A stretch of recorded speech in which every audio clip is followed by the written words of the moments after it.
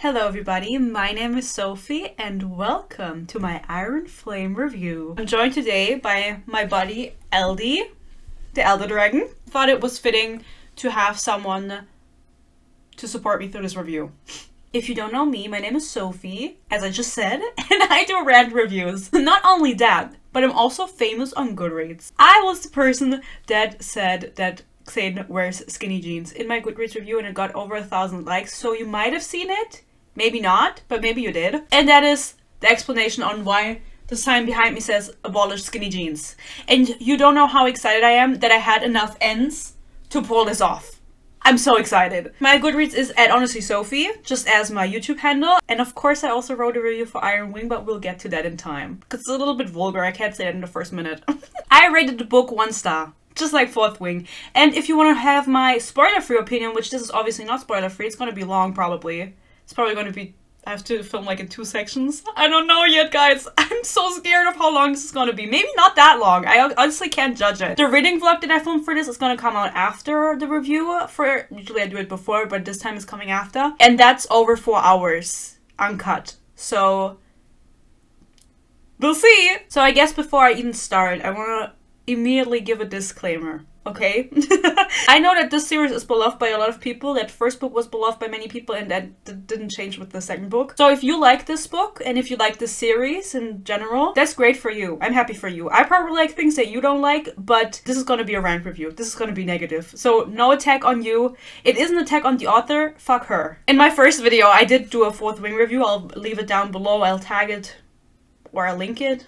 Whatever, so you can watch it if you like. I mentioned that I actually thought the author seemed like a really nice person and a very genuine person, and I have now decided to retract that statement, and I do not support the author. I also think that she just had a lot of faux pas, big and small, with the release of this book. If you want to know more about that, because I'm not going to dive into it in this video, because this is probably going to be long enough on its own. I will be posting a Book Hater Club podcast episode sometime in the future, close to this video. I have some other things that I want to get out too, but I will be making a video dedicated to just Rebecca Yarros, the author, and I will be referring to her as Rebecca Yarak, because Yarak means cock in Turkish. And I think it's fitting. And also, she doesn't respect people's names and pronunciations, so I'm not going to do it for her either. Also, another thing that I want to disclaim, this book was over 600 pages, and it was 600 pages of nothing. Just right away. The plot was very unsubstantial and very minimal, and it was very boring. And if you want to have me screaming about it, even more than I'm going to be doing in this video, make sure to keep an eye out for the reading vlog, because that is just me being frustrated and screaming for 4 hours straight about how stupid this book is, while also live reacting to it, of course. There are timestamps in the description, I'm sure. Maybe. I won't be mentioning every single thing that happens in this book. And I won't be definitely not be mentioning every single character. So if you want to correct me on some things, feel free to do this, because I did not care about the plot and there was too many names. So I'll probably mess something up at some point, but not everything is going to be mentioned in detail, of course. I just can't do that. And I also don't want to do it. Especially not for a book like this. That's all. That's the whole disclaimer. That was a long disclaimer this time, but I just know that Iron Wing is... and I will be saying Iron Wing probably, because I keep messing it up in my head. It's called Iron Flame, and the other one is called Fourth Wing. So I'm just gonna say Iron Wing, you know? Combine them into one. So many people love this on Booktok and everything, and I genuinely felt hyped for when the book came out, because I knew this moment was gonna come, where I was gonna sit here and tell you guys about it. And that's the only thing I was excited for, but I was close to just giving up while reading it. And you'll see. You'll see. This video is especially for the people who don't want to read it themselves, or the people who also didn't like it and kind of want to feel validated in their opinion. I'm here for you. And if you don't want to spend your money on the book, I completely understand, and that's why I'm here. So you still know what's going on, but you don't have to read it. I want to give a shout out to my members before we get into the nitty-gritty of the book. My members are the book haters. They get my videos a day early, they get a shout out, and they also get exclusive content, such as my Ruby Red movie commentary that I did a few years ago, and they also get to vote on my next reads. And not only that, but maybe the book haters already noticed, maybe they didn't. I'm just gonna say it really quickly, because that's not what we're here for. But I'm so excited about it! There are now membership badges or logos next to my book haters' names that say book hater, and there's also at this point one exclusive emoji that you can use in the comments that says peace and love. I want to add more to that, but I just haven't come up with anything yet. I literally just did it before filming because it's something I've been kind of thinking about. So I hope you like it. I hope it's slay. Go check it out. Look at the comments from my members. You can see it there. And if you like it, become a member. My members are Haley B, Ashley Ranger B, Mrs. Preminger, Trinity ELW, Clara S, Kushimita, Deja, Book Banshee, and Queen Sif. Love you guys. So, we all know why we're here today. Iron Flame. I have to get it out before we start. I read this book within 48 hours of its release. I was not doing anything. Actually, that's not true. I was doing things. I was just reading really quickly. I'm someone who takes forever to finish their books, especially if I don't give a fuck about them. But I knew that I had to sit down and actually get my ass to reading for this one, and so I did. And I'm very proud of myself, and I hope everyone else is proud of me too. Now that we are a little bit further into the video, I can finally tell you my review. I was not able to say it in the beginning because YouTube demonetizes your videos if you swear in the beginning. But now I can tell you. It's not even swearing. I'm hyping it up like it's some really dramatic review, but you know, it's not that deep. My Iron Flame review on Goodreads reads, Violet somehow had time to shave her coochie while at war. We will talk about it when we get to it. And I think it's funny because this was something I was also considering as a review for the first book. And I then decided on the skinny jeans, which I 100% still stand by the fact that Satan wears skinny jeans, that they're ripped, and also that he's probably got a tattoo of like a clock and a lion. He seems to be that type of dude. Also, I think he's into like fishing. So our author, Rebecca Yarak, as I mentioned, she has found herself in some hot water, and arguably deservedly so. She is a 42-year-old woman, just as a little bit of a base information that you can keep in mind while I discuss this book and kind of who the person is that created this work, which is why I always like looking into that stuff, because it's always interesting to see what age range or what age group is a better word the book originates from. Originates? Isn't that peeing? So for Rebecca, she's 42, she has 6 kids. Her husband has been in the military, or I think he's not in the military anymore. As a base information, she's very American. And peace and love, I know there's probably going to be a lot of Americans watching. I'm German. I haven't mentioned it yet. It's been 10 minutes. I haven't mentioned it yet. What? So I'm reading this as a European. And our opinion on the military and our view of the military is just a little bit different than the American view. And I think that goes for a lot of countries. Maybe most of the countries in the world. They don't have such a weird, and I mean this with peace and love, such a weird focus on their military and everything and their veterans. And you can argue about whether it's a good view or a bad view. To me, it's just kind of weird. It's kind of like odd, okay? Just peace and love. And so she calls herself a military brat. Calling yourself a brat is also something very women in their 40s. She also mentions that her parents, maybe her dad, I don't know if her mom also, was in the military. She grew up in a military family, and then her husband was also stationed somewhere for 20 years, or was in the military. I don't fucking know. I'm going to tell you when we do the podcast episode. I'm going to look at it more specifically. And she had a military block and shit like that, but she was right, and it's really interesting. To me as a European, it's very interesting and very odd. And that is the person who decided to write a 5-book series. This is supposed to be a 5-book series. Keep that also in mind. About a war college and people going to war. And this is just her war fan fiction, basically. What does Goodreads have to say about her book? I looked at the ratings 2 days before release, and I looked at them again just like today on the 9th. And I regret to inform everybody that the rating has literally not changed. On the 5th of November, it had a 4.56 stars on Goodreads with 1,540 reviews. Today, on the 9th, so 3 days... No, that's not 3 days, girl. It's 4. The rating on Goodreads is still 4.56 stars with 11,760 ratings. She has 10,000 new reviews, and it's still at the same number. Undeservingly so. And you want to know why?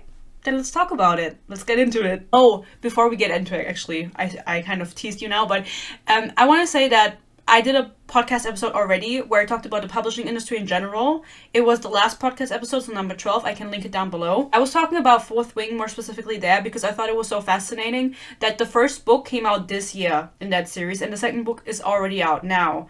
And there weren't many months between the two. And that seems like an insanely short amount of time to publish a full-length novel that's over 600 pages in the same series. And in that video, I explained that I heard, a little birdie told me, Rebecca Yarrak say that she wrote this book not because she really wanted to, she's always wanted to write these characters, but because her publisher told her, or someone in her team that works for the publishing company told her that they were looking for a new adult fantasy series to publish. And so they asked the authors that they already had signed if any of them wanted to write that series. And that is how Rebecca Yarrak came up with all of these storylines that are really bad with this book, basically. So this is something that was not, or maybe it is now, but I'm gonna lean myself out of the window. It was not necessarily a passion project, is what I think I would call it. It was something done out of necessity because her publisher wanted her to do it.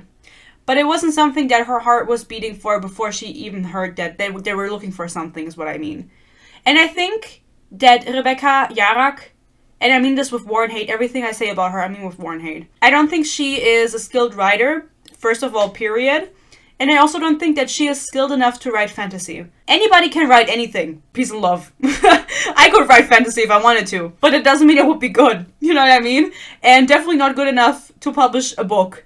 But because she was already signed with the publisher and they liked the idea that she pitched, they went and followed through with it. And they got really lucky because it picked up so much. But you can definitely tell that this is her first time writing fantasy because she did write before, but it was just strict romance, new adult romance. And I really don't want to read any of her romance books just because the romance in this series is also ass. Developed poorly. I think the whole setting of it being fantasy just kind of messed with everything that she was able, like, how do I put this into words? Rebecca Yarrak is not skilled to write fantasy. She is not equipped to write a fantasy book, and this is a high fantasy book, and she has a lot in her head that she wants to do. She has a lot of ideas that she wants to follow through. She takes from a lot of other authors, allegedly. We'll get to it. She just does not have the ability to write a good fantasy book, in my opinion, and we'll see why. So now let's get into it, guys. Sorry. Sorry for this long intro. Now I talked for 20 minutes and didn't say anything. The book starts right after the first book ended. So if you don't remember how Fourth Wing ended, don't worry, I didn't either. We got to meet the brother. The brother that was allegedly dead. He was not dead. He was alive. And he was leading the rebellion. Or the revolution is what they call it, I think. She didn't know about this. She finds out at the end of the book. They get into a big fight with the actual evil dudes, which are the Wyverns and the Venin is what they're called. And they're just dark magic wielders. And they are the actual threat. But she didn't know anything about this. And no one knows anything about this outside of the revolution. Because the information about these creatures is being held secret. We meet the brother. I think the book actually picks up like 3 days after the end of the other book. It's just a few days. It's not much time has passed. Her brother also has changed his name, so nobody knows who he is. I don't know if that's important. It's not actually. He picked a really weird name.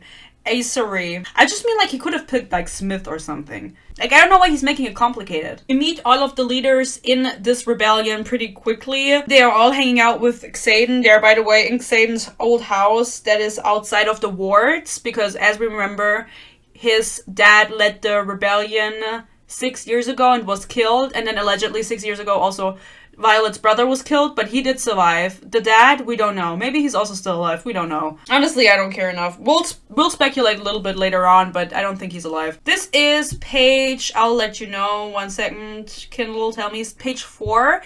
And this is the first time we see Xaden in this book, so it doesn't take us long.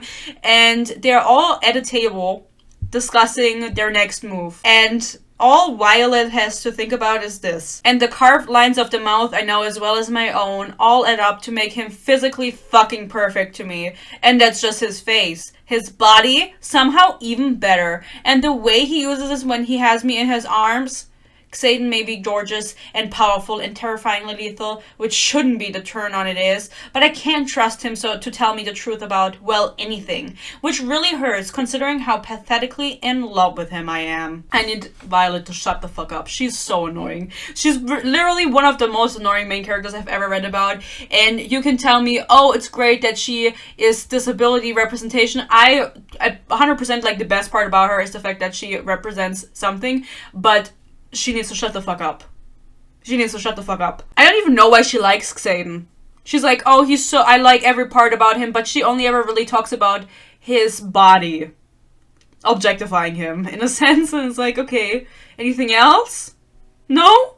I didn't think so. I also think that her writing is just not very good. I've seen someone else complain about this on TikTok because I've been getting a lot of Iron Flame content, and they were just critiquing some kind of sentence structure. I also did find a typo very early in the book. I didn't mark it, but it's in the reading vlog. I just don't remember. It's been too long. It's been 24 hours. I don't remember. There's a discussion going on, as I said, between the leadership of this rebellion. They're, again, not people I'm going to mention a lot, probably at all, because there are too many names. There are too many names in this book. Every character, for some reason, has to be named, and I wish, truly, I had made a list when I started reading of every character that gets mentioned by name, because the list would be endless. It would be going on and on and on. You just don't know. And then all of the places, they also get mentioned. And I'm reading on Kindle. I'm not going to skip to the fucking map on the front. And even if I skip to the map in the front, I'm not going to remember all of the places you mention. She's not able to intertwine these things into her story naturally. It's very much the first 2 chapters are just info dump. And if you get into it, like you start reading it, you're really excited and you're like, why the fuck am I reading this? I wanted the first chapter to be her giving Xaden head. And I had to wait until part 2 for that. It's a little hard to recruit while trying to stay undetectable. A petite woman with glossy black hair like a raven counters. Glossy black hair like a raven counters. Why did we have to make a comparison in this long ass sentence? You know what I mean? And I'm not a native speaker, but if I'm reading this, it doesn't flow.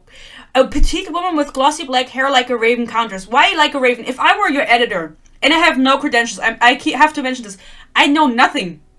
I know nothing about writing. I would just delete it so you never knew you wrote it. Why do I need the information that it's like a raven? Glossy black hair is enough information for me. I don't need a comparison right now. And it's things like this that just take you out of the story when you're reading them. And they happen occasionally where you're just like, oh, okay. She also tries to have her Hunger Games moment right in the beginning of this book. And it's so cringe. Oh my god, guys. You know, I read this before people started marking shit. And on Kindle, you can see when a lot of people mark the same thing. Now 925 people have marked this. Guys, don't give her this fucking, how do you say, Bestätigung. What's Bestätigung? Quick, I can't think. Don't give her this validation in her writing. The line reads like this: because love at its root is hope. Hope for tomorrow. Hope for what could be. Hope that someone you've entrusted your everything to will cradle and protect it.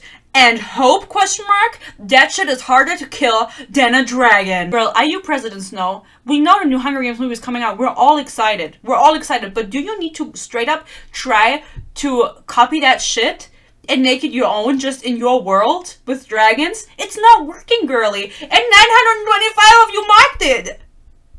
Don't! I marked it, but I'm gonna unmark it now. Just so I don't give her, you know, any validation. Delete. Period. The whole premise of this book is really ass, and I think that this being a 5-book series, I don't know if she's gonna do it, you know? I was speculating about this in my vlog. I don't know if she's gonna follow through with 5 books, because that's a lot of books, and there's a lot to write, and from what I've heard, she wants to publish a book like every 6 months, so I think the next one would come out next spring, if that's true. Again, back to this. The whole premise of this book is this kind of I don't even know if you can title it miscommunication. I'm just gonna read it out to you. Look, I will answer any question you want to ask about me. Gods, I want you to ask, to know me well enough to trust me even when I can't tell you everything. He nods like those words had been included in the original promise when we both know damn well they weren't. Because you didn't fall for an ordinary writer. You You fell for the leader of a revolution. To some degree, I'm always going to have secrets. And Violet does not understand this concept. She does not understand the fact that this man has so much on his plate, leading a revolution, he's the leader, that he cannot tell her everything. He cannot tell her everything. He loves her and he wants her to know, but it's better for her not to know. And throughout the entire book, and I mean this with war and hate, throughout the entire book, this exact same argument will be had at least 5 times. At least 5 times. Every 100 pages, you will get this argument between the two of them, this discussion that they have. And Violet, between those arguments, will also think about it. Just this issue is so stupid, and that's the reason I fucking hate this main character. It's truly giving, I'm trying to reach the word count. You know what I mean? And it's such a stupid plot, because you are not on Violet's side in this, and if you are on Violet's side, then you are not paying attention to this book. At some point, she also starts arguing in her head. She's like, oh yeah, it actually kind of makes sense that I don't know everything, but it's just so frustrating. I want to know everything. I want to trust him. You can't trust him and not know everything. It's better for you. Imagine if he was like part of the mafia. Imagine that. And he also wouldn't be able to tell you everything because it would get you killed. Just to put it a little bit into perspective, you know what I mean? They return to the original war college, whatever the fuck its name is. They were actually presumed dead because they returned very late while the death roll is, or toll, or whatever it's called, I don't know. The death announcements is being made in the courtyard. They arrive and their names are just being read out and they're like, actually this is awkward, we're alive. Because all of them thought they were dead. Of course, Dane's dad, the best friend, turned evil, but he's not actually evil. Oh, just the amount of TikToks I had to watch, and I don't only watch the TikToks of people who hate this book, I also watch TikToks of people who love this book. It's so insane to me how people can sit there and be like, fuck this man, fuck Dane, fuck him, and he gets this redemption arc in this book and they're like, still fuck him. When I think he really, like, at this point, like, he made up for the shit that happened in the first book. His dad sent Violet's group with Xaden and all of them to die. And by the way, I don't know, I think I've said Xaden before in this video. I will be saying Xaden because it's an X and I'm German. I will not be saying Xaden. Again, the author does not respect pronunciation of the languages she uses, so I will not I don't respect her shit. And now they have to kind of quickly come up with something for them to do. The reason they go back to War College, by the way, I think it's a group of like 6 people, is because it's supposed to not look suspicious. If they return, they can continue smuggling weapons from the War College to the rebels and Radio Rebel. Ugh, I can't say the word rebel without thinking of Radio Rebel. And they now get their orders from the new evil dude that is in command at the fucking school. I don't know what his position is. He's like vice president or something. He's just your stereotypical mean man, evil man that wants to torture Violet, and he kind of has like a weird touch to him.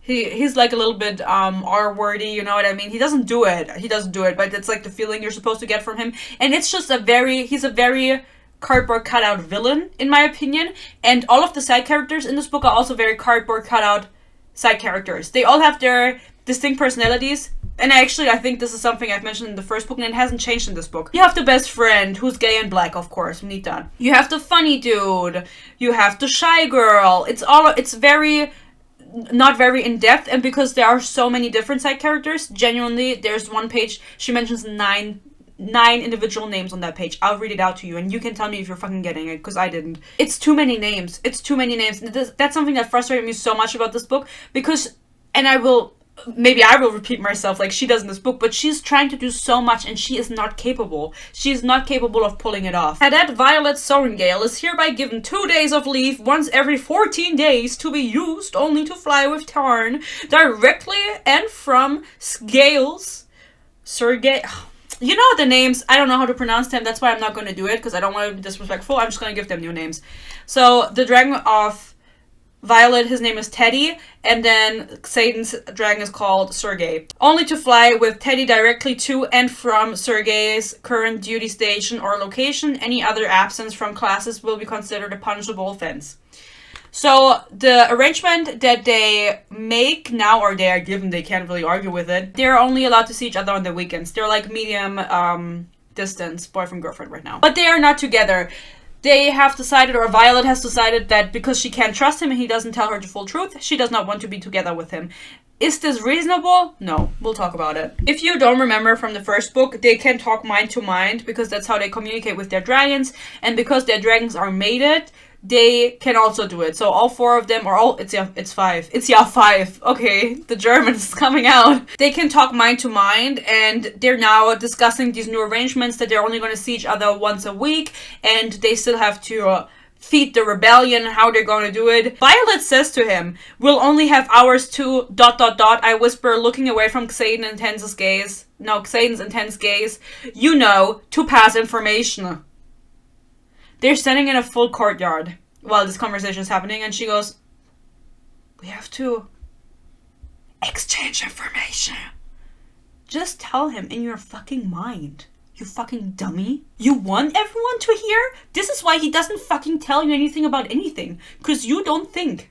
She's supposed to be this really smart girl. She doesn't think. She doesn't have any brain cells. This is something that, for some reason, people knew before the book released. Liam's sister returns. No, she doesn't return. She just comes up. She wasn't even there in the first place.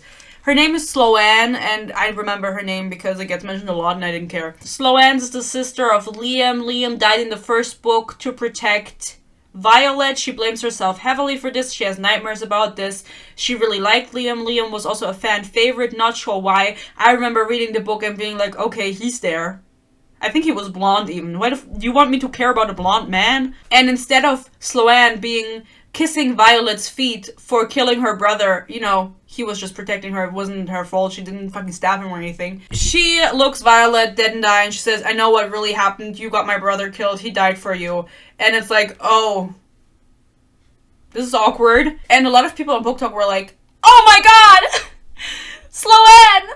She hates her! I can't do this! It's like, guys, you you read about this Liam dude for like half of the first book, and how can you be so passionate about him? If this was a 5-book series and Liam had been like in 4 of the books and then he died, I would be like, okay, you know, you can't, valid. He was in half the first book, guys. What the fuck? I think she's really bad at writing romance. I can give you a super good example of this. Of course, when I think about the romance in the first book, lines I think about are, for example, I actually don't remember any lines, but I just remember them being like, he's so fucking hot. And then it was like a really weird, where it's like, so hot you could burn yourself hot, or something like that. Ugh, I don't even want to think about it.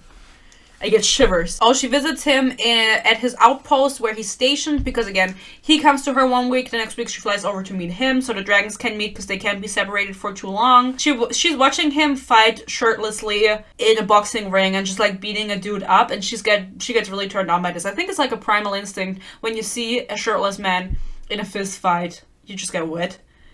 This should absolutely not be turning me on, but the way he moves, the lethal grace in each and every calculated strike, yep, turned on. Maybe it's toxic as hell, but it's pointless to deny that every single part of me is attracted to every facet of Xaden. His name's not coming out of my mouth. And it's not just his body, it's ... everything. Even the darkest parts of him. The parts I know are merciless, willing to annihilate. And everyone who stands between him and a goal. Pull me in like a moth to a fucking flame. He wins the fist fight, which means he gets to spend the day with Violet, because otherwise he would have been to go on duty or something. We don't care. Oh my god, guys, I'm so sorry. I just realized I skipped over so much. What happened when I was reading the first like 20% was I was just reading and I was filming the vlog and I wasn't writing any notes yet. I was only marking the things that I wanted to talk about. And so just before I started filming now, I sat down and I tried to match up my things that I had marked and write down notes. But I just realized that this abnormally hot boxing fight happens after like 5 other things that happened before. So forget I said that. Forget I said that. It's gonna come up. Forget it. What actually happened before that, we're still in the war college because most of the first part of this book, and also the second,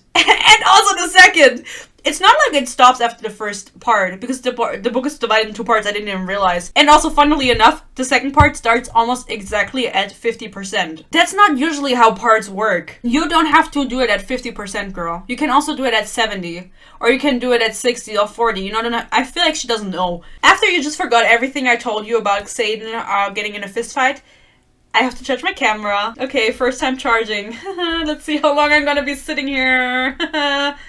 Love you. Where did we stop? So, of course I know where we stopped. We have a lot of side characters, as I mentioned, and I quite frankly don't give a fuck about them. I mentioned in the beginning they're very cardboard, or very like cartoon-ish in the way that they are characterized, and they are very stereotypical. And because there is such a vast amount of them, you don't really get to explore the relationship with any of them in depth. Which is also a reason why I didn't care about Liam. Because he was there, but there wasn't enough time to explore him. And so with this book, the cast of character only grows. And as I mentioned before, I'm going to repeat myself, Rebecca Yarrak is not able to intertwine the storylines and all of the different characters in a way that flows naturally. It just feels like you're being exposed to too many people. One of her friends in the beginning, her name is Nadine, and I remember that because she gets her neck snapped. There's like a bunch of people trying to kill all of the people that were with Violet during this incident where she found out about the rebellion, and those are assassins that are coming from Dane's dad. They also try to assassinate Violet, and that's what happens in the scene. The girl says, "Haha, Violet, you're looking for Violet, that's actually me."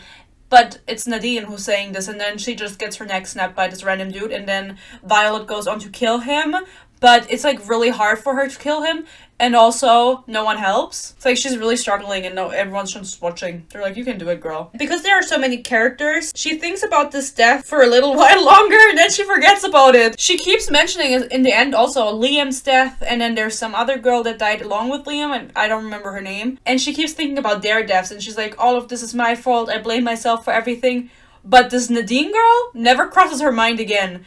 Actually, now that we're on the topic, let's look up the last time her name gets mentioned in the book, because I don't want to lie. She also gets a letter from her sister Mira, who I also didn't really mention in the first review, and she's also not relevant now. I'm sorry, if you're gonna argue with me about the relevance of characters, if I can leave them out and the story doesn't change, they're not relevant.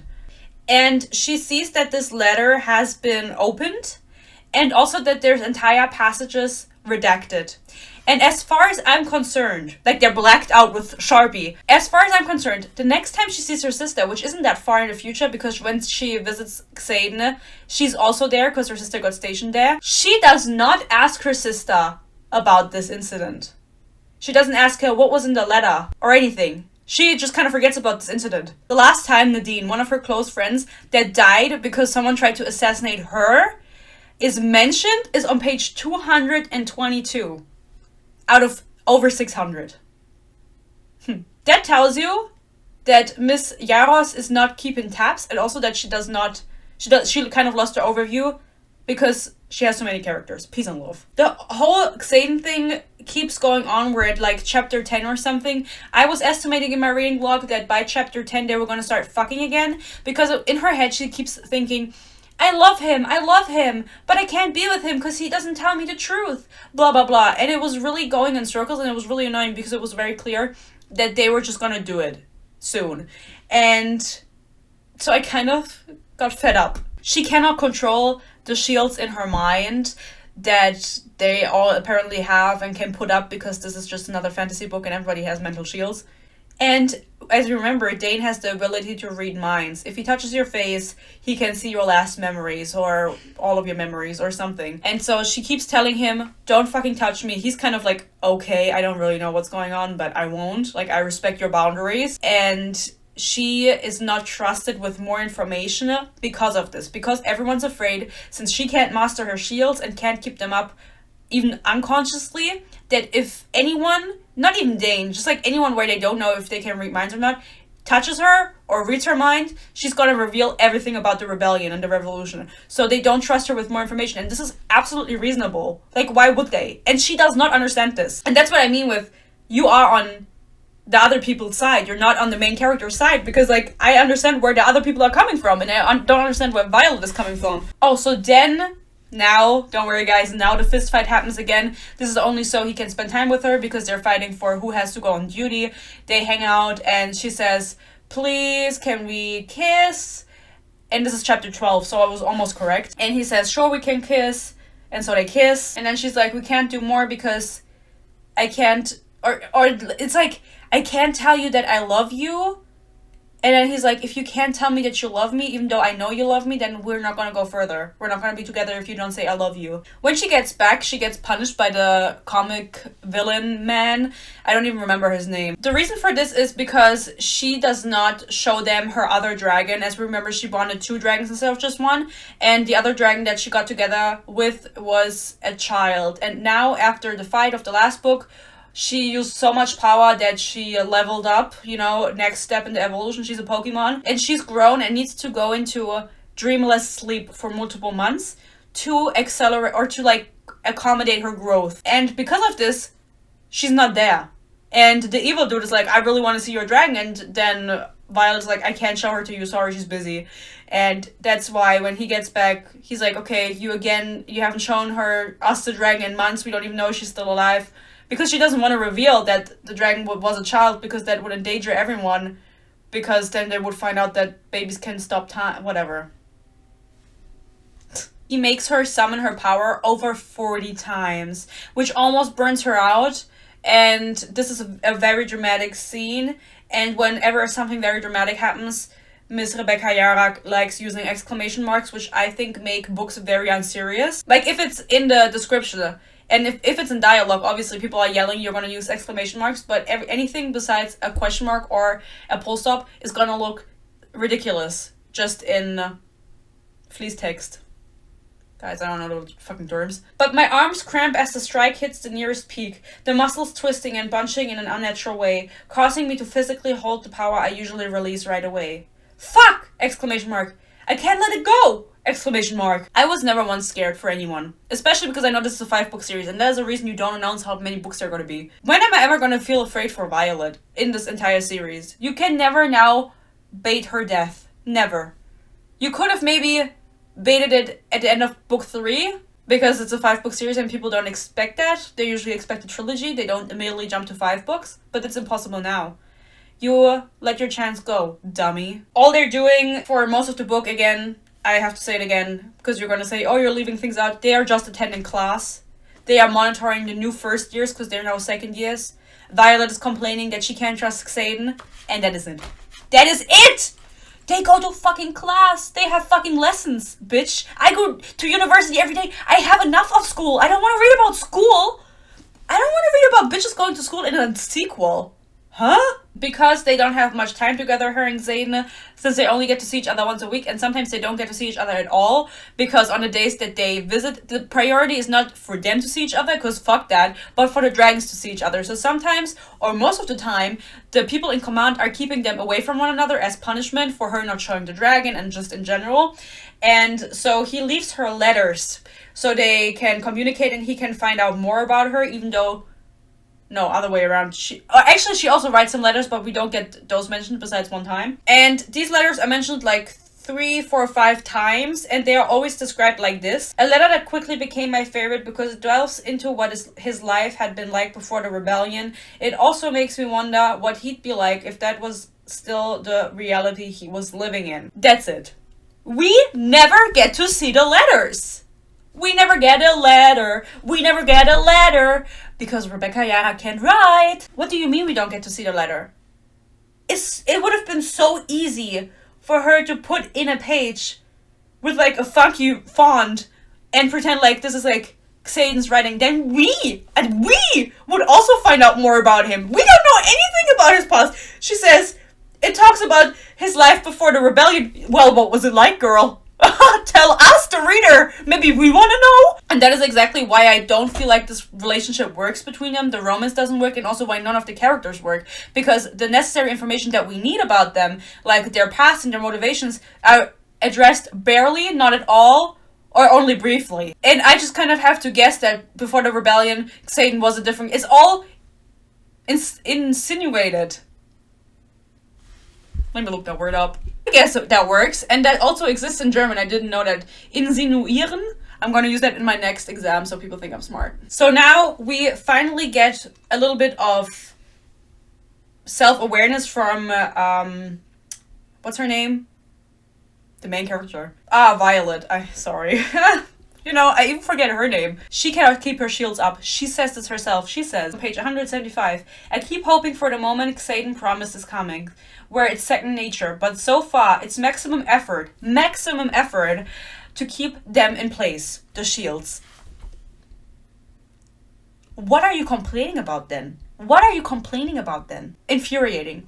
I had to read the same fucking thing over and over again, the same argument over and over again, and zero self-awareness. Violet is a shit main character. Then all of a sudden, her opinions become very radical. Violet's opinions, and this is something that she didn't think about before. And she's talking to her best friend, well, what's her name, Rihanna. For some reason, this is her opinion all of a sudden. This is page 185, just 10 pages later, and we didn't get any mental build up to this because Violet doesn't do much internal thinking. There's a lot of dialogue with people and a lot of action in the scenes, or them just going to college, but she's usually in a group setting. She's never by herself, and so she doesn't do any self-reflection. I think she should go to therapy. That would probably help her. Fine, yes, it's awful that Aurélie fell, that she died, but I think I'm better. What the fuck? I'm a better writer for having been there, having watched her fall to her death and known that if I didn't get my ass moving, I was going to be next. That's horrible, Rihanna's lips parted, and she looks at me like she's never seen me before. So is everything waiting out there for us. I swing my arms out. That stupid fucking gauntlet isn't just about physically climbing it. It's about overcoming the fear that we can't. It's about climbing after we see it kill our friends. Parabet, gauntlet, presentation, they seem excessive when we're here, but they prepare us for something way worse when we leave. And until you don't know what it's like out there, Rihanna. You can't understand. And at this point, I was a little bit confused because this revelation of hers just came out of nowhere, in my opinion. Her emotions aren't developed enough or aren't explored enough for me to all of a sudden understand this revelation of hers. And I was honestly thinking, are we gonna get a villain arc from her? Because that would have been bold, but it would have been good for this book. It would have made sense. It would have made sense, that's what I meant. I just mean it would have been a good plot idea. Where all of a sudden Violet kind of goes rogue and just kind of goes crazy and kind of just burns everything down. Honestly, I would have been down for that. At least something would have happened other than them going to fucking college classes and learning about physics. Do I care about fucking physics, bitch? I dropped that as soon as I could. And then she keeps talking about, like, gravity. And it's like, girl, you don't even know the physics. And she's like, Xaden is my gravity. And it's so unhinged. Her obsession with Xaden is so unhinged to a point where it's like, she keeps saying, he's my horizon and there's nothing beyond him. And it's like, girl, why? Now she meets her sister, doesn't ask her about the redacted letter. As I mentioned before, there's a lot of things that get put in that then aren't further explored. And to me, it kind of is the vibe of she's trying to set things up. And then either she forgets about them or she pulls them back into the book later, but in an ass way. Like she's very much trying to be like I'm sorry, I have to mention her, but Sarah J. Maas, where there's little threads throughout the story and everything just connects in the end.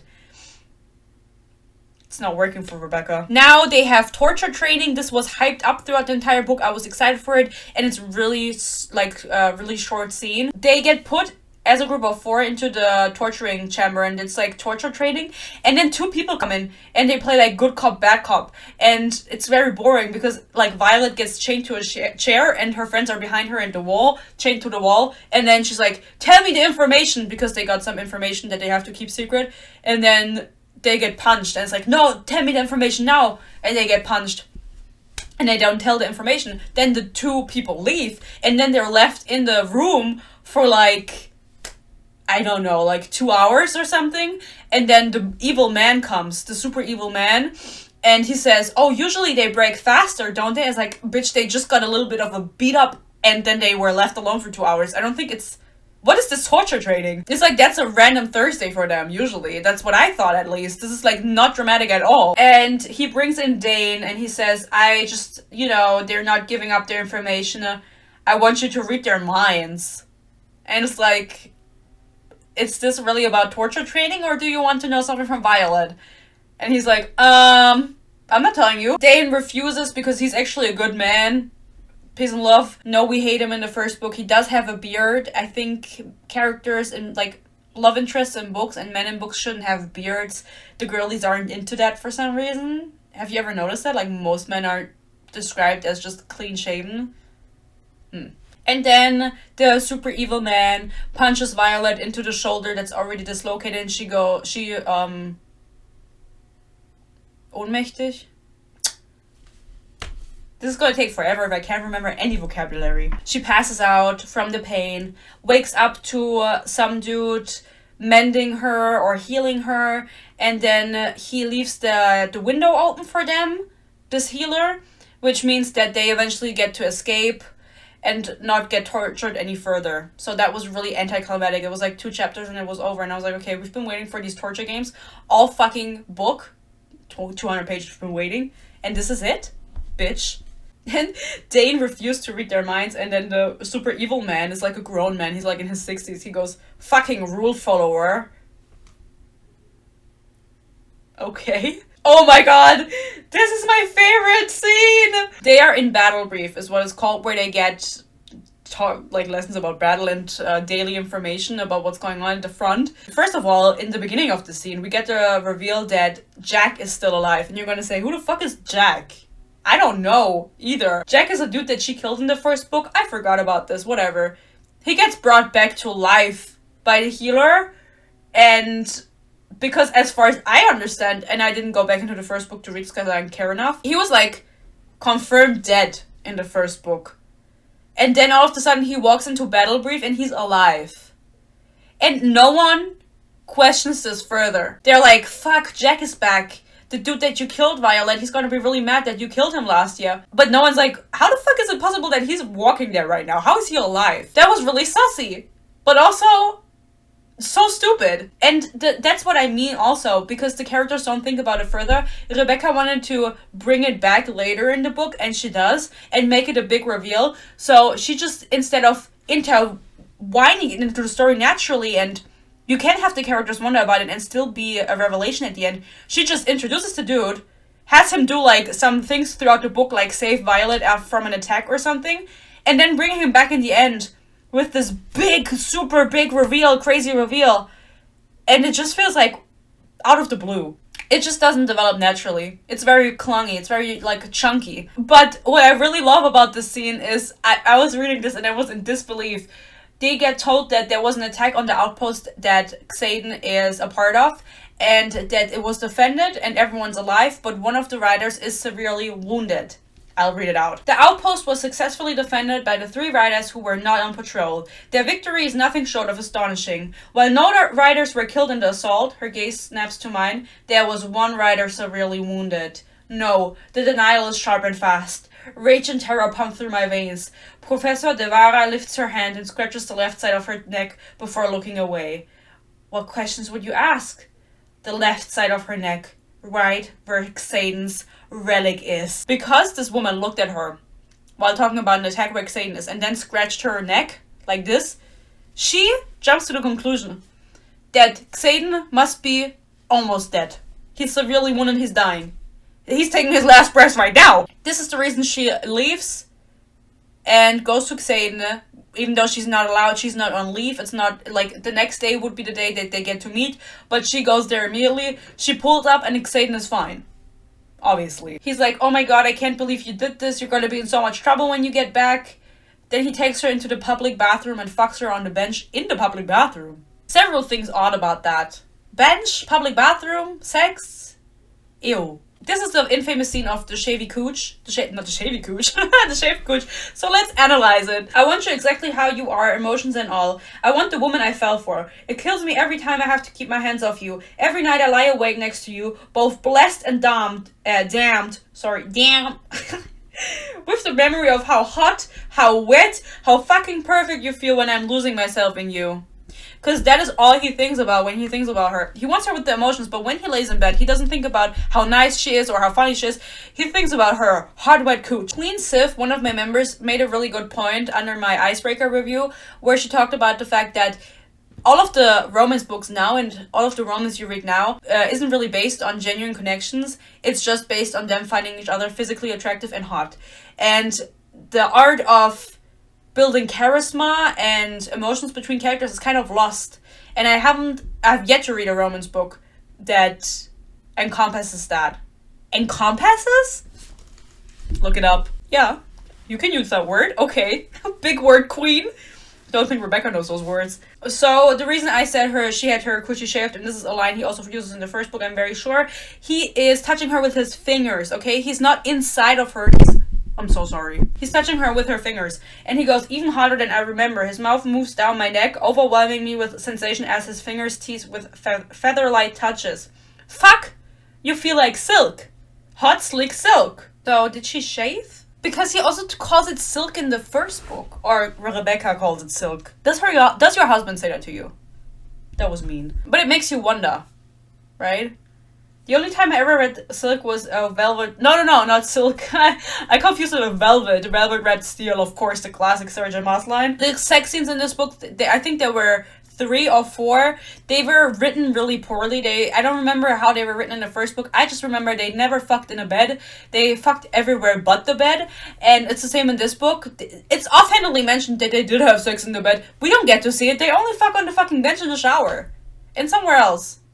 I forgot where. She then confesses after she returns home all of the tea to her friends who she's been separating herself from. They didn't know about anything that happened to her with the attack or anything. And they just kind of accept it as it is. They're like, okay, we believe you. Let's figure it out. And this was not... How do you say? This was not confirmed with Xaden that she was allowed to do this. He doesn't want anyone to know. She doesn't care. Whatever. Then, luckily, Liam saves her from an assassination attempt, but one of the random side characters that we're supposed to care about dies, but not from her close circle. I don't remember their name. It was some random girl from, like, the first year or third, or... Like, God bless. Someone died. You know what I mean? I don't know. So, now we're almost at part 2, almost. We're building up to part 2 at 50% because that's when part 2 starts, because your book is part 1, the first 50, and part 2, the last 50. I've never encountered a book where it was that precise, you know what I mean? I think she truly doesn't know that you can just do whatever you want. Something that Violet has been doing while in the War College out of her own or on her own accord is trying to figure out how the wards were established. The wards in this world, they don't stretch to wherever the revolution is happening, where that's based, and also I don't really know how it works, if I'm being honest. Honestly, I just didn't care anymore. She's researching them. She's been trying to figure out how they were made and how they work, because she doesn't understand how not the whole continent can be covered in wards, and the other half of the country that's like where the rebellion people are from, how where they aren't under wards and shit like that. And also the wards, they stop the people that ride griffins, their power from working. Why is that? I don't know. So she's been trying to figure out how to get a ward to work, because there used to be a ward wherever Xaden is from, but that's been deactivated or something, and she wants to activate it again. So, to protect them from the wyverns. Because they are still there, you know, we're almost 50% done with the book, and we still have a bit to go. She's been doing research with the help of her friend from the nerds. You know, the nerds are the ones that do all the research and write history, and she's her bestie friendly and helps her with everything, and everyone's just kind of Violet's friend. Everyone just helps her for whatever reason. They figure out that there's a secret vault beyond their nerd quarters, where there's even older history stationed other than the one that's already in the nerd archive, because they are rewriting the history, so nobody knows about the wyverns and the really mean creatures that are dangerous, the vampires. And I looked on Amazon earlier, it's #1 in vampire romance, so I'm just gonna be referring to them. They're venin, but I'm gonna refer to them as vampires, even though they haven't been sucking any blood. Just know that's what I mean, it's just easier. She gets her friends together, she gets Xaden, who she didn't want to tell about it. She didn't tell him about it at all, and he finds out. And he's like, okay, I'll help you with your plan. And then they get a random dude from the first year who I haven't mentioned yet. His name is Eric. It's Eric with 2 A's, but Eric is probably how you say it, as I would assume. Eric is also the son of the king, because there is a king apparently that we don't care about. He'll come up in the next books. There's 3 more guys, don't worry. Because you can only enter these vaults with the blood of the king. And so they managed to get 2 secret journals from the founders of the War College, and they hope that in those journals it says how to erect a ward. Erect, just like Satan. Then she wants to go the next day, or no. She's walking Satan to his dragon. No. I don't remember. She was walking Satan to his dragon, and then he flew off with one of the journals. And when she turns around to go back inside, she's still carrying one of the other journal, because they got 2. And she gets caught by the super evil man that is, the cartoon villain, and her healer that has been healing her for all her life. And he actually drugs her for whatever reason. And then she gets tortured secretly beneath the college without anyone noticing, because her friends are being held hostage in a cell, and Satan doesn't know because he's obviously somewhere else. So the only time he will find out is when he comes back that she's not there, and she gets tortured in a chair. That rhymed. That was sick. She gets tortured in a chair by this evil guy, and then, because he's like, why do you want this book? What do you want to do with this book? What have you been doing? And of course, our Queen Violet does not break. Very reminiscent of Throne of Glass in my opinion, but in like a bad way. But I don't want to go into it because I don't know who's finished that series and who hasn't.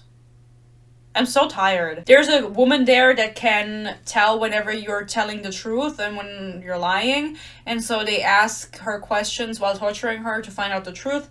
And she lies like I did when I was 13 and thought lying was a sin. Who stole that book for you? Because we both know you didn't. Selective truth. That's all I have within my arsenal to protect my friends. I alone put that particular book into its bag. She's telling the truth, Nora remarks. Why do we know Nora's name? Who is this woman? Does she appear again? No. Did she need a name? Just say the woman. Now I have another name in here. I feel like she has a bunch of friends where she promised them that she would put their names in the book. And then she just had to name everyone. She gets tortured for like 5 days until they bring Dane in and tell him to read her mind. And he does read her mind, and then he sees the truth, and he realizes that what they're doing is insane, and that they're keeping the truth about the vampires and the wyverns away from everyone is insane. And so he frees Violet, and he stabs the evil guy. No, Violet does end up killing the evil guy, but Dane does stab him. So it turns out Dane is actually a good guy, and he does go with them and helps them with everything. So he hasn't done anything wrong, in my opinion. Because I don't remember what he did in the first book, so is it unforgivable what he did in the first book? I don't remember. They escape from the War College with a bunch of other students. They give them the opportunity to come with them to join the revolution, or to stay behind and do whatever else they're doing in the War College. And then a bunch of like 100 or 200 people join them. They fly out to the revolution and leave the War College behind. I would have burned it down personally. Just get rid of it, whatever. But alas, that's just me. And this is where part 2 of the book starts. We're now at the 50% mark. Part 2 starts with them having sex. I think she gives him head. I don't know if they're fucking right now. I think so. He says, he leans over my back, then drags his teeth across the shell of my ear. I want them all to know you're mine. I don't argue with his logic. The thing they're talking about is them fucking and her being really loud when there's a bunch of people outside. And he's like, yeah, I don't care. I want them to know you're mine. But I don't really know if you have to like fuck her and have them all listen to it for them to know it, because I think they already know. And she's like, I don't argue with his logic. There is no logic. He's just horny. At this point, she tries to translate the journal that Satan was able to get out of the War College without anyone noticing. And she figures out that the most powerful 6 have to combine their power and touch the stone, and then it will be a ward, and nothing happens. So that's a flop. She translates the line with, I don't remember what the line was, but it was like Iron Rain, and obviously that's not going to be it. The book title is Iron Flame. So, bitch, just read the book. At this place now, since they brought a bunch of first years that don't know anything about fighting, they obviously need to be taught. And so after part 1 is over and she escapes war college, she now just goes to normal college, community college to be exact. Not sure why the decision was made. Very boring. She learns about runes. She still has battle brief. So boring. And she has a private tutor that helps her control her power because, as you remember, maybe not, she controls lightning. I don't think I even mentioned it yet. He tells her about her ability and he says, I think you would be able to just produce lightning from yourself. You don't need the sky or anything to call on a lightning strike. You can just do it yourself. And she says, I never thought about it. It's not like she didn't have time to think about it. Peace and love, she did. And everyone's who gonna argue, oh, she was busy at college and blah, blah. You did have time to at least think about your power that you live with. She's a hazard for everyone because whenever she has a lot of emotions, her power just overtakes her and she can't control it. Especially if she's having sex, you know, the mountains are shattering, the earth is quaking. And instead of trying to figure something out, a solution or anything, she just kind of ran with it. She was like, well, I guess this is just my life. Girl. And that's what I mean with Violet doesn't think. She does not. Camera charge time, and then we'll finish this. Ugh! Okay, everybody, we're getting into the chill zone for me, because I'm tired. Tired of this bullshit. More like it. So let's wrap it up, right? I mean, we're still like, we're not that far into it yet, but I'm gonna hurry up. There is the inclusion of Drake at one point. The name Drake. Right here you have an older brother. You're thinking of Drake. Same last name, but he's our cousin. And this kind of proves my theory of she's including characters because she wants to name them after people. Because how random is that? How random is that? She wants to mention Drake, she's gonna find some way to mention someone's fucking cousin. What the fuck do I care about your cousin? At this point, there is a super random, annoying plotline that also doesn't make any sense. Before she went to the rebellion outpost, Xaden's cousin told Violet that he had an ex-girlfriend. She meets this ex-girlfriend. Her name is something, but everyone calls her Kat. So in my head, it was just Ariana Grande and Victorious. Ariana Grande from Victorious dated Xaden for a while. And they were even engaged because they were supposed to combine some bloodlines because they're royalty or whatever. You know, Xaden is the heir to the throne of wherever the fuck he lives. I'm gonna be honest, you know, all the names are very complicated. The spelling is really weird, and that's no hate to the Gaelic or anyone, but just the way that she changed them is really weird. And it was also just too much for me to remember. So we get this character introduced. She remembers when they mention her name that that's the ex-girlfriend, because she had forgotten up until that point. For the last half of the book, for part 2, we have this weird jealousy trope where she keeps saying, oh my god, do you even love me? Like, she's so much better than me. Like, she's so much prettier. She's so much stronger. She's a royal. All of these kind of things. And we are already at the point where Xaden has said over and over again, I love you so much. I love nothing else but you. You are my everything. I would never leave you. I'm gonna eat you out on the throne like I love you. And she just still has these thoughts. They're also amplified by Ariana Grande from Victorious because that's her ability. Those people are not dragon riders. They are griffin riders. I still don't know why. Maybe she explained it at some point. Probably in the first book, but I just forgot. So they also have abilities, but everything else it's similar, but it's different. And her ability is to kind of heighten the emotions that people already have. She makes them more intense until they freak out. They also have a fist fight at some point. She's like, oh, Xaden fingered me sometime. And then later on, Violet's like, oh my god, thank you for the tip with the fingering. It was so good. It's like, oh my god, this is so petty. It's also very much a relationship that, or not a relationship, but a plot line that we follow that is so generic. How often have I read about the jealous ex-girlfriend at this point? Too many times. Rebecca Yarak doesn't make it anything new. It's very boring and it's very generic.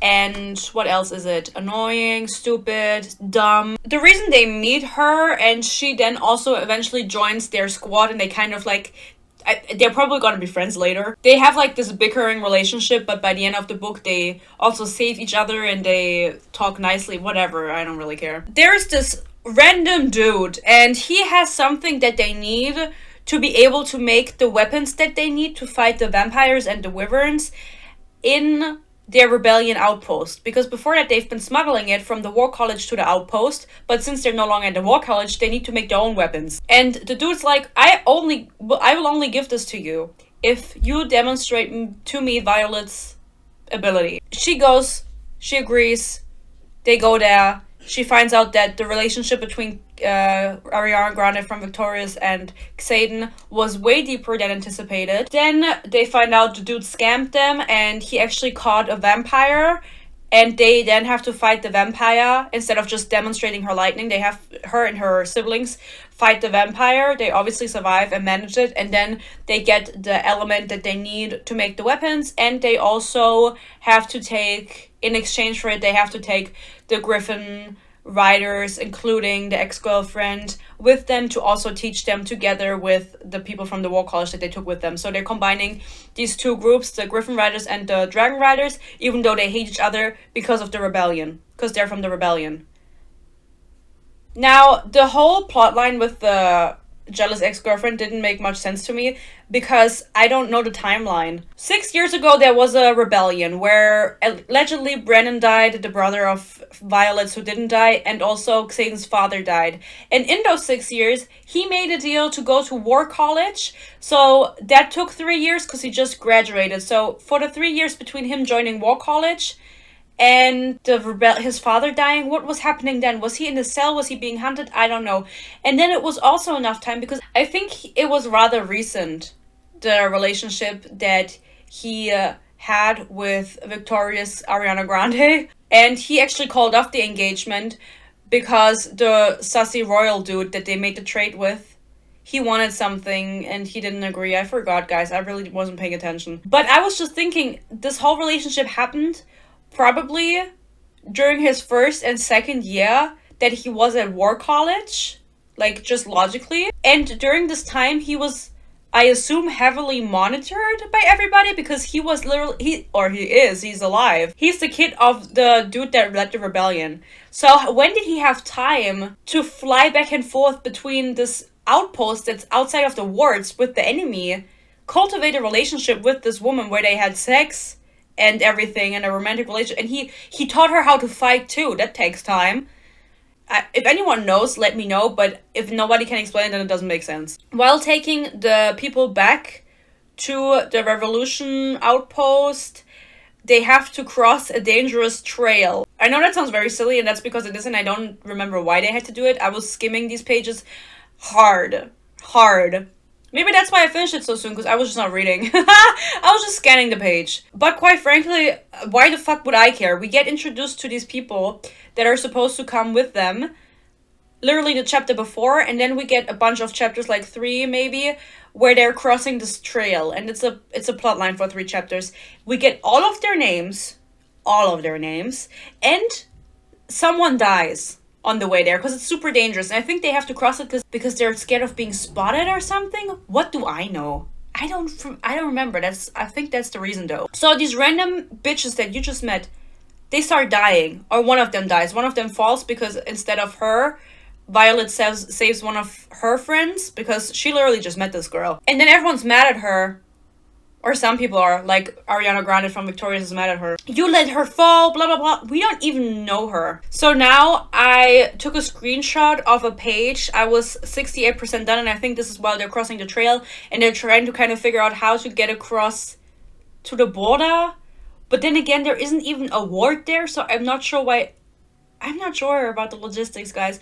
But that's probably, for most part, is to blame on me because I just didn't care anymore at this point. I was over halfway through the book, and now I'm supposed to care about this new cast of characters. Like, I'm sorry. On this page alone, and this is just a random page, and this is also just my phone, so if this were in the actual book, there would probably be more names on this. We get the names Kath, Garethol, Sienna, Dane, Henrik, Sawyer, Brennan, Sloane, Liam, and that's it. Riddock also. That makes it 10. I thought it was only 9 names, but it's 10 names.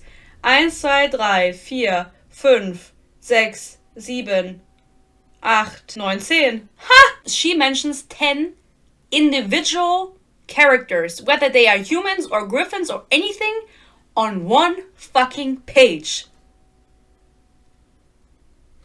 That is too many people. I don't know what's going on. Like, I'm supposed to remember now that you just introduced them, all of these bitches with all of their wyverns, or not wyverns, griffins and everything.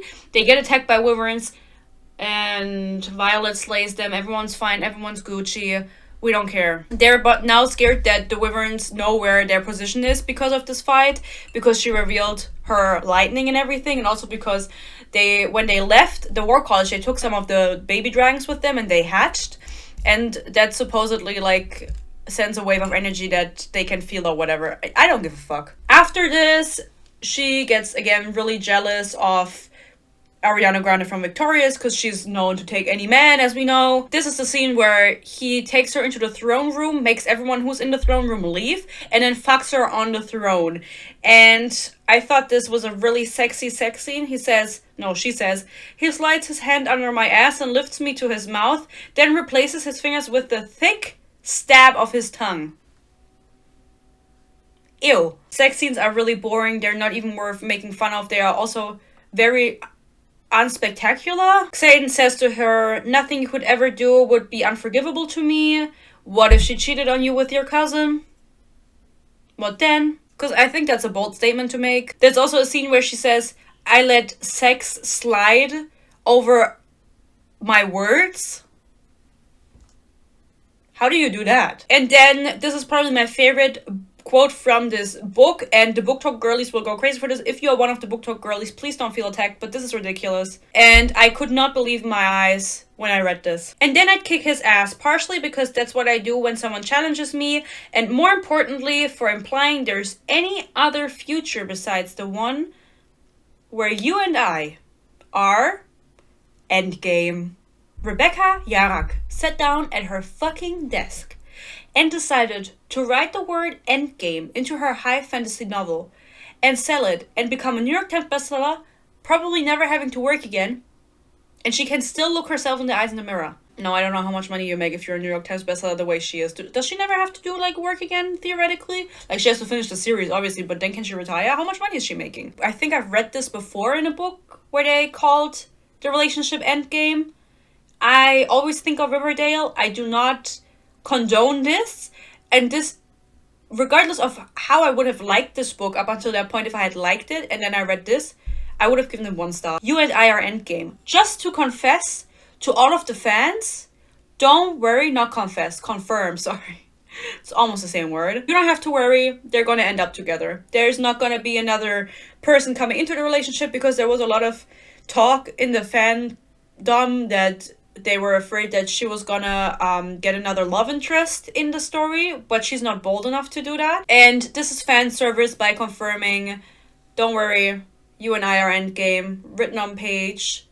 The fact that I can't see that this is like a popular mark, that people mark this in their book, is a little weird to me. Why aren't you marking this? Why are you marking the sex scenes instead? Then, because they're still visiting school, they have to go onto a random trip or school where they have to find runes. They have to sense them and work together in teams to find them. This is like a team building exercise. I genuinely don't understand why they are doing this if they're at war. Don't you have better things to do? In this, while they're out, this is where her and Ariana Grande from Victorious bond finally a little bit, because they get attacked and they find each other. And luckily, the dragon that's been sleeping the whole time has finally woken up, Andy, and she's now defending everyone, and she kills another dragon. The dragon that she kills is actually the dragon of the super evil man that was torturing Violet, and then he was looking for her to get revenge, and Andy kills him and gets called a slayer. Slay. At some point during this, they also talk about their parents. I think that Violet's dad is still alive. I don't remember how he died. Because there's just too much talk about the parents. And then Xaden also mentions offhandedly, yeah, when I was 10, my mother left. And I don't know if she died, so she's not dead. But again, this is not naturally put into the story. They're talking to each other about their past and history and everything, and she's asking him questions.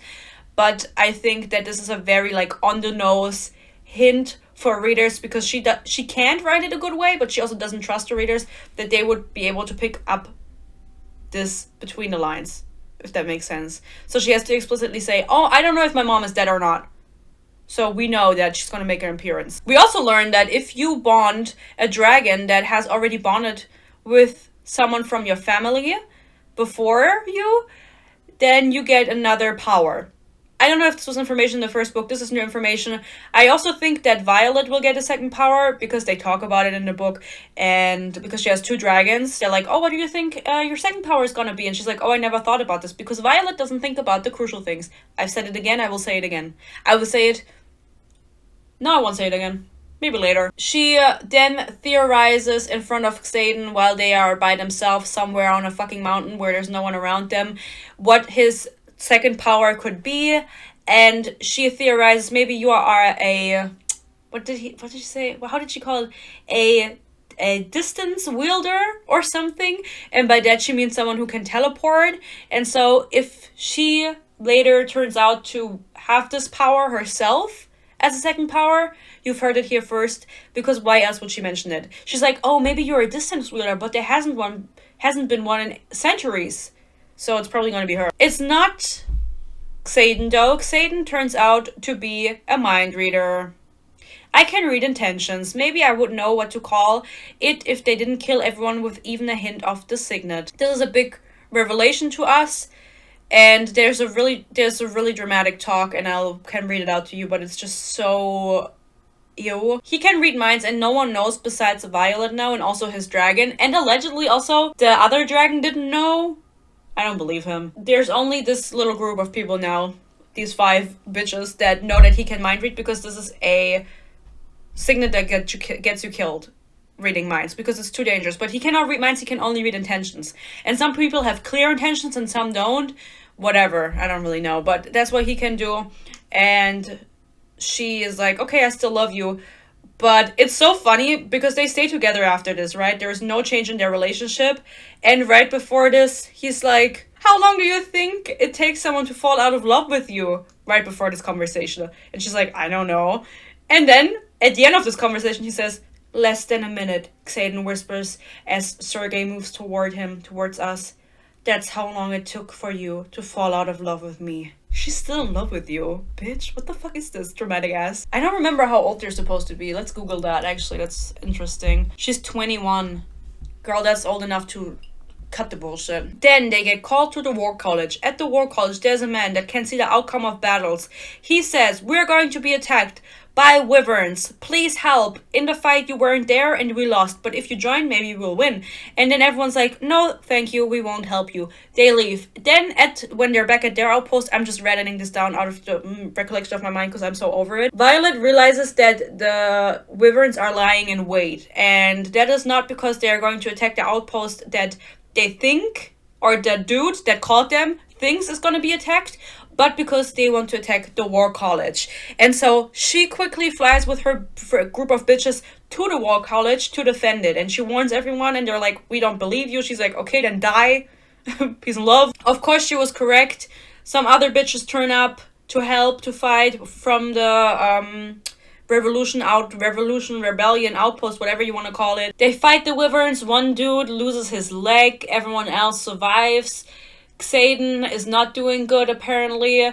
Also, the wardstone, the reason they can attack is because the wardstone gets attacked in the college, which is why the wyverns can fly in, because the wardstone makes it so that they can't cross the border. It keeps the wyverns out. It gets split by Jack, and do you remember I mentioned Jack earlier? He was the dude that died and was resurrected and no one questioned it. Well, turns out he's a vampire now. He kills his own dragon, splits the wardstone, and is like, ha ha ha ha, I'm so evil, I'm a vampire. Someone knocks him unconscious, the wardstone is split in two, then her brother pulls up. Her brother puts the stone back together, however that worked, we weren't there for it.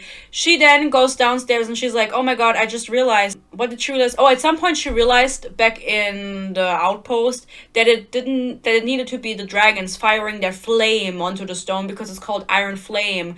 And so if they flame up the stone, it's gonna be a ward. And when she tried it back home, it didn't work. And she was like, why doesn't it fucking work? And it turns out that there's not 6 kinds of dragons, as she previously thought, like different species of dragons, different colors. There's actually 7, and you can guess who the 7th is. I'll let you guess for a second while I take a sip of my tea. It's Andy, her other dragon that was a child. Andy pulls up and she's like, I'm sorry I didn't tell you. I've been waiting 600 years to hatch. When I heard them talk about a weak-ass bitch back at the war college, I hatched because I knew I would want to bond you. And I'm the 7th dragon and I can make my scales look like whatever. Or she's like transparent or something. I don't fucking know. Or she's white. I have no fucking idea, bitch. She fires up the ward stone and it works again. And that's how the battle is ended. And the wyverns that are inside the border, they die. And everyone's happy and everyone's Gucci. Oh, and also the mom dies. Violet's mom dies. She sacrifices herself because there needed to be energy in the stone. And then she was like, I'm gonna sacrifice my life for you. Because apparently she did have a soft heart, even though she always pretended to be very tough. Love that. Now you're gonna say, okay, we're happy, the book is over. I honestly thought that I thought the book was gonna end by Violet getting kidnapped, because these vampires kept saying, oh, we need to get you alive. The master, he wants you, he will love me if I take you back alive. And so maybe her dad is the master because he was like researching them or whatever. I don't really know, but I thought she was gonna get kidnapped, but she didn't. So that's good, I guess. But of course the book has to end on a big sad note. And I didn't get it when I first read it. You can watch the reading vlog. Please watch the reading vlog for my reaction to the end. I'll actually post, I think, a TikTok soon with my ending, because I thought it was funny. You know, sometimes people agree, sometimes they don't, and it's fine. After the battle, for some reason, Jack is still alive, right? The way they're subduing his power hungriness or whatever, I don't even know. There was like, throughout the book, there was the plot that they were developing a sort of drinky, that if you drink it, your connection to your dragon gets subdued, and you also can't reach your power. And so the reason they were making this was for Jack, so he wouldn't freak out, because he's now very power-hungry vampire. And you can take a little guess how the book ends if we're talking about power-hungry vampires and people turning into them. I'm gonna read it out to you. What's out there that I should be scared of, Xaden? What did he tell you? What did you see? What could he know that has him this shaken? Slowly he drags his gaze up my body, and it feels like it takes years for him to just look at me. When he finally does, I gasp, my hand tightening on his in reflex. No. All I can think, feel, scream internally as I stare up at the man I'm hopelessly in love with. Me, he whispers, a faint, almost indistinguishable red ring emanating from his gold-flecked onyx eyes.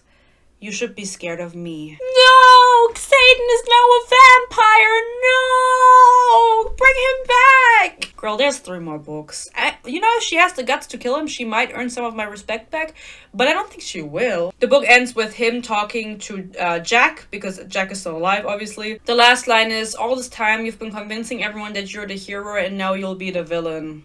Especially in her story. Welcome to our fucked up family. Guess we're brothers now. How can you write this and not cringe? And that's how the book ends. As I said, Xaden is now a vampire officially. Shout out. And we're probably gonna see him either find a cure to this or become the one that's able to control it like nobody else. Like he's like Edward Cullen or some shit, or like Carlisle would be even better. So something I want to say now, you can tell me, have you read the book? How did you like it? This was super anticlimactic in my opinion. I think that I sat here for a long time, but in the end, it doesn't even matter. In the end, what I told you was like nothing. I feel like nothing happened in this book. And when I mean they were going to college the whole book, that's what I mean. Did I just say mean twice? I'm being mean. It was so poorly done. I don't even want to talk about it anymore. Also, the fact that the whole first book and also things in this book were so reminiscent of other works. Divergent, for example, is something I also mentioned in my first book, and Red Queen, which is actually in the back. I read Red Queen a long time ago when it was still not a finished series, and I was obsessed with the first book, and the whole, I don't know, everything is so similar to it, and I don't want to spoil it I'm just gonna spoil it for you now. Actually, we have the main character with the brown hair where the tips fade into silver. It's the same with both characters. We have the mysterious crown prince love interest with the dark abilities.